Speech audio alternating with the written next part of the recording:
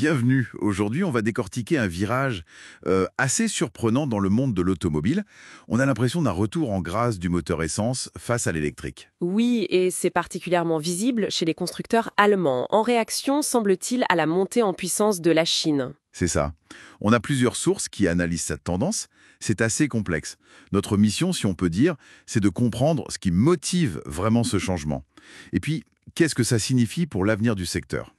C'est une interaction fascinante, je trouve, entre l'économie, la technologie et la géopolitique aussi. Il faut se rappeler qu'en Europe, notamment, on a massivement subventionné les véhicules électriques, les VE. Ça crée un vrai boom au début. Ah oui, tout à fait. Des incitations fiscales, des bonus à l'achat, même des voies réservées sur certaines routes. On a vraiment poussé pour que les gens achètent électrique. Exactement. Et puis, assez brutalement, beaucoup de ces aides ont été arrêtées.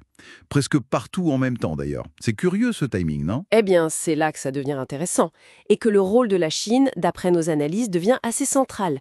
Ce retrait des subventions, il coïncide avec une prise de conscience assez aiguë en Occident.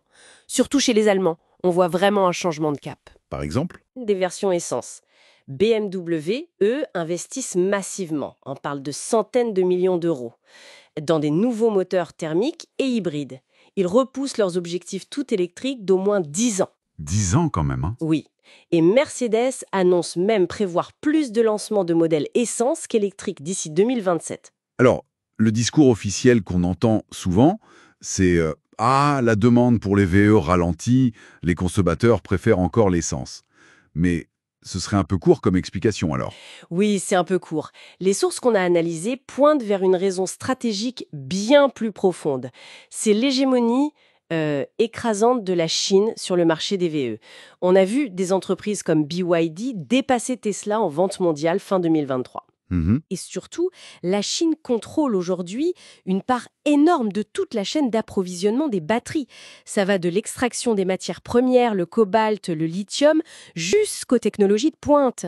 Donc, si je comprends bien, l'idée c'est que tous les efforts qu'on a fait en Occident pour pousser l'électrique, ça aurait en quelque sorte surtout pavé la voie pour l'industrie chinoise. C'est exactement ça la crainte qui ressort des analyses. Les constructeurs allemands et d'ailleurs les Américains aussi, Ford, GM, revoient aussi leurs plans. Ils réalisent qu'ils sont en train de perdre le contrôle technologique, industriel, d'où ce pivotement stratégique. C'est un sacré retournement de situation. Tout à fait. Et ce qui est intéressant aussi, c'est d'entendre le chef du design de Mercedes, Gordon Wagener, critiquer les grands écrans tactiles. Ah oui, souvent associé aux marques chinoises d'ailleurs. Exactement. Et il l'appelle à un retour au luxe plus traditionnel, basé sur la qualité des matériaux, le savoir-faire artisanal. C'est presque une façon de se différencier, de dire nous, on fait autre chose, face à une technologie où ils se sentent un peu dépassés peut-être. D'accord. Mais alors, face à cette domination chinoise sur les batteries actuelles, qu'est-ce qu'ils peuvent faire ? Ils ne peuvent pas juste abandonner l'électrique, après tous ces investissements, tous ces discours sur le climat. Non, bien sûr que non.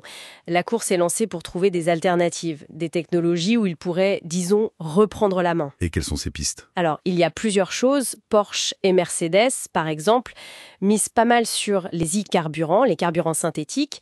L'idée, c'est qu'ils seraient neutres en carbone et permettraient de garder les moteurs thermiques, les infrastructures existantes. Ça, c'est l'avantage. Le défi, c'est le coût et la production verte, j'imagine. Exactement. Et en parallèle, il y a une grosse poussée, surtout aux États-Unis et au Japon. Toyota, Honda sont très actifs là-dessus, vers les batteries à état solide. Celles-là, elles promettent plus de sécurité, une meilleure densité d'énergie, donc plus d'autonomie, on parle de plus de 1000 km, et des recharges plus rapides. Le Graal, en quelque sorte.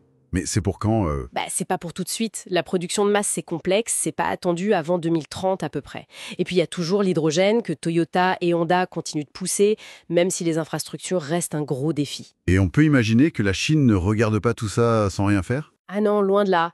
Les entreprises chinoises, comme le géant des batteries CATL, sont à fond dans la course aux batteries à état solide aussi. Elles visent la même échéance, 2030, et signent déjà des contrats. Il y a même un constructeur chinois, NIO, qui a déjà sorti une voiture, l'ET7, avec une batterie dite semi-solide. Elle offre une autonomie record sur le papier, même si, la diffusion est peut-être encore limitée. Donc ils sont déjà là en fait. Ils sont sur tous les fronts. Ils explorent tout le spectre des technologies de batterie pour être sûrs de garder leur avance. Bon, alors si on essaie de résumer tout ça, ce qu'on observe, c'est moins la fin de l'électrique qu'une sorte de guerre stratégique, une reconfiguration intense du secteur. C'est ça. Les constructeurs allemands semblent revenir à leurs points forts traditionnels, les moteurs thermiques performants, la qualité perçue, le luxe, tout en cherchant activement des ruptures technologiques pour contourner la domination chinoise actuelle. Exactement. Ce qui, effectivement, pourrait bien redonner une durée de vie plus longue au moteur essence, peut-être 15 ans de plus que ce qu'on pensait.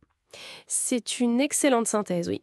La bataille est très loin d'être terminée. C'est une réorganisation profonde de toute l'industrie qui est influencée autant par la géopolitique et l'économie que par la technologie pure. Les cartes sont vraiment rebattues. Et pour finir, peut-être une petite réflexion à emporter. Est-ce que ce revirement, au fond, au-delà de la simple compétition technologique, ça ne signale pas une remise en question de l'idée que le progrès automobile, c'était forcément le tout numérique, l'électrification à marche forcée? C'est une bonne question. Ou est-ce que c'est juste, de manière plus pragmatique, la reconnaissance que les réalités géopolitiques, les dépendances industrielles, nous forcent à réévaluer un futur qu'on croisait peut-être un peu trop vite, tout tracé vers l'électrique exclusif? Une question